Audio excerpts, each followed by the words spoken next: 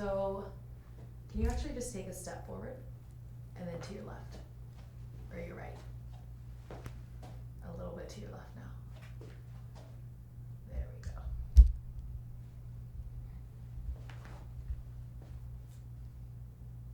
Sweet. Okay, so can you just tell me who you are? Something cool about you. Okay, I'm Curtis Valentine. I'm a true Florida boy. I moved up to New York in 2008. I love my life. I eat mushrooms, I trip on acid, smoke a lot of reefer, drink a lot of beer. Got a great sense of humor, duh.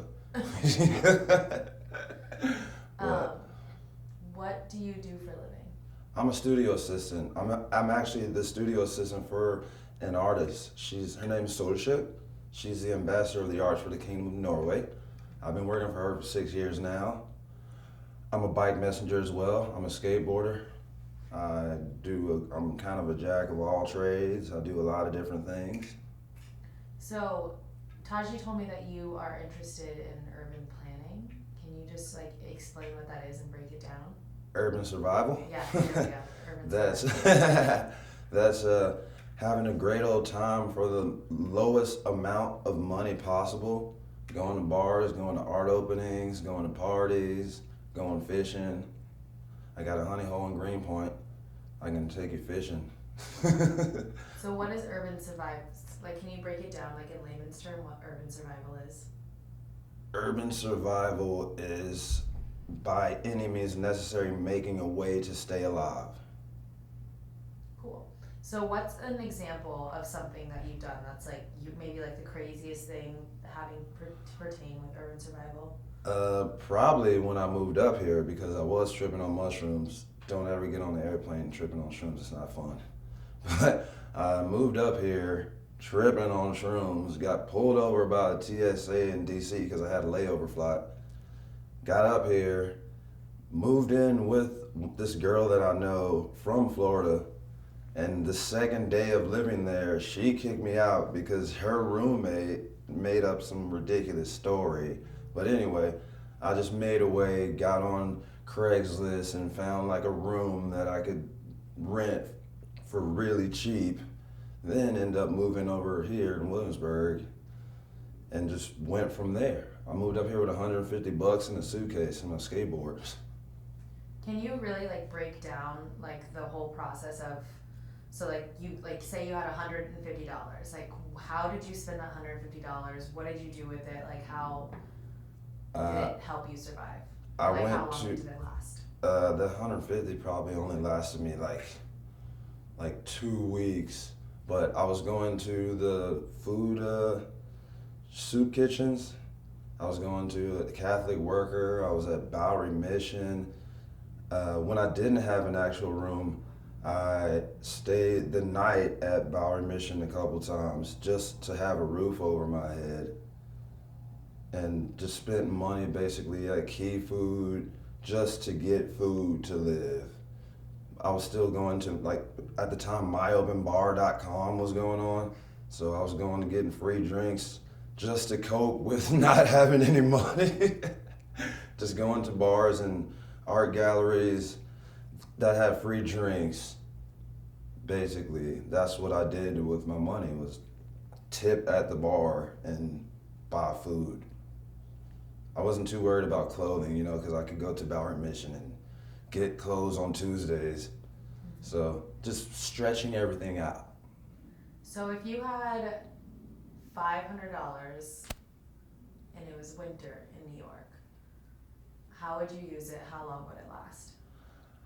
I would. If you were doing a how-to series or teaching people how to use their money, how would you explain it to them and describe it to them and really teach them how to make their money last?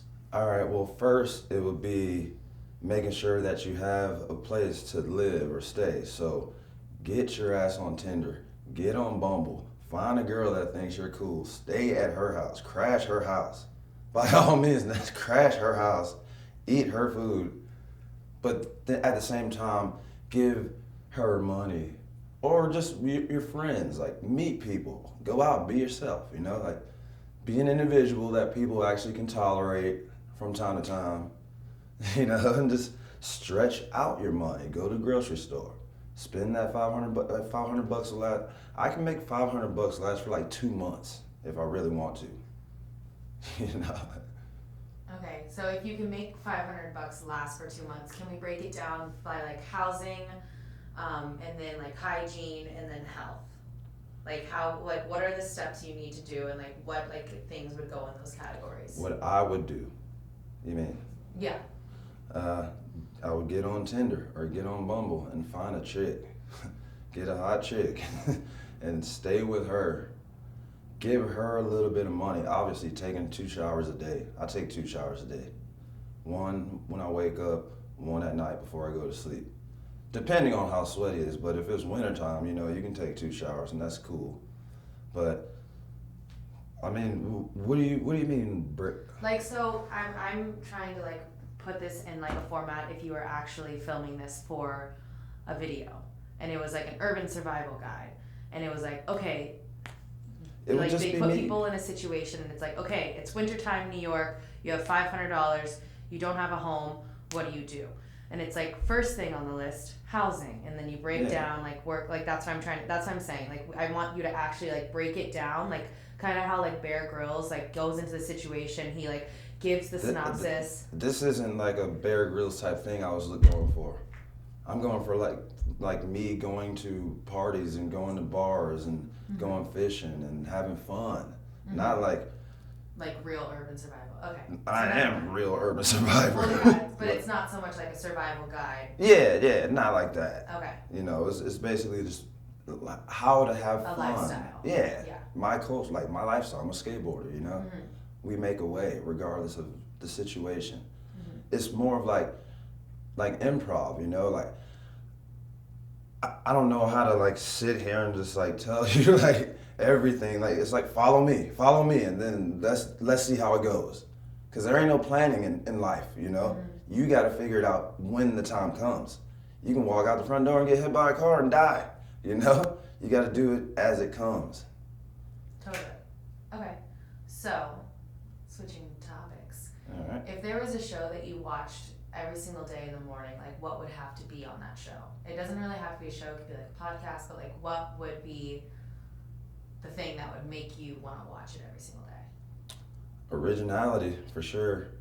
There would have to be some type of like outdoorsy situation, maybe like some fish or like fishing, or like skateboarding or surfing, you know, like, or just nature, basically. Like, if I see a fish, I'm immediately intrigued. If I see an original style skateboarder, I want to watch that. If I see someone doing what I do every day, I want to watch it. Like, how the hell did that dude do that? Like, what the hell's going on here? Like, how is he alive? You know, stuff like that. Just basically originality is what I am really intrigued by. Okay. Tell me a story about like the craziest like fishing experience you went on. Craziest fishing experience? Craziest. Okay, well, I actually had one fairly recent. My friend Adrian has a boat. It's like a little birdie, but we went out on his boat fishing, caught a couple bluefish and like a sea robin, like a little bullshit sea robin, but he snapped his steering cable on the boat. So we were basically stranded in Far Rockaway in the ocean with no steering. So I ended up having to get on the back and man the motor, like manually, like moving, like starboard, opposite. Just moving the motor just so we could get back to the docks. That was actually pretty crazy, and I was tripping on acid that time, so that was pretty fucking crazy. I don't know if it's crazy to you guys, but it's pretty fucking crazy to me. Is there anything else you want to say? Love your life, ham banana. Perfect.